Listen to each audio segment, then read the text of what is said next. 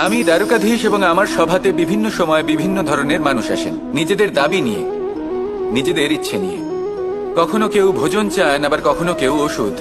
কখনো কেউ বস্তু চান, কেউ আবার চান বস্ত্র। কারোর জ্ঞান চাই, কারোর ধন চাই, আবার কারোর বাসস্থান। অনেক সময় আমি এই অনুরোধ, এই ইচ্ছে পূর্ণ করি না। এবার আপনি এটা ভাবতেই পারেন যে কৃষ্ণ তো তাহলে লোভী, ওর কাছে তো সবকিছুই রয়েছে, তারপরেও সে নিজের প্রজার ইচ্ছে পূর্ণ করে না, তাদের সমস্যাগুলি বুঝতে পারে না, তাদের সুখ স্বাচ্ছন্দ্য প্রদান করে না।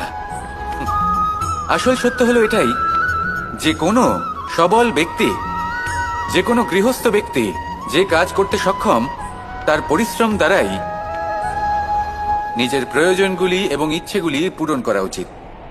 এটা অত্যন্ত প্রয়োজনীয়। আর এগুলো তিনি করতে পারেন শিল্প, ব্যবসা, আচরণ অথবা জ্ঞানের ভিত্তিতে।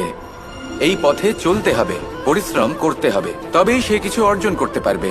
এবার এমন কোনো ব্যক্তি যার এই সব কিছুতে কোনো রুচি নেই, যে কিছুই করতে চায় না, সে কিছুই অর্জন করতে পারবে না। এবার এরকম কোনো ব্যক্তিকে যদি আমি কোনো বস্তু প্রদান করি, তাহলে কি হবে?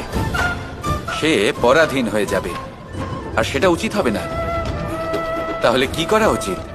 তাকে পথ দেখানো, তাকে বোঝাতে হবে যে কোন পথে চলে তুমি নিজের লক্ষ্য প্রাপ্ত করতে পারবে। শিল্প, জ্ঞান, আচরণ এবং ব্যবসা, এই পথে কিভাবে চলে সেটা শেখাতে হবে। আর আমি সেটাই করি। তার ফলে কি হয়?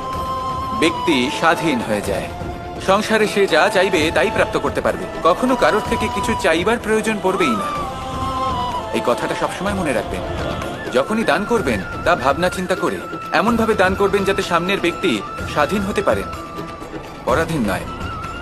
আসুন আমার সাথে ভালোবেসে বলুন, রাধা রাধা।